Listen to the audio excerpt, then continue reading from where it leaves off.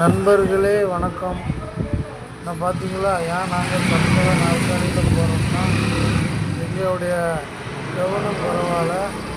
நாங்கள் ஒரு விபத்தினால சட்டத்தோடம் பாதிக்கப்பட்ட மாற்றுத்திறனாளியாக ஆகிட்டோம். அதனால் நீங்களாம் பைக்கில் போச்சில், காரில் போச்சில் பைக்கில் போச்சில் ஹெல்மெட் அணியணும், காரில் போச்சில் சீட் பெல்ட் அணியணும்.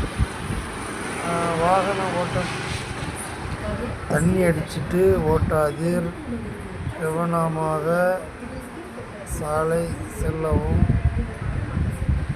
தண்டுவடம் பாதிக்கப்பட்டால் என்ன இதெல்லாம்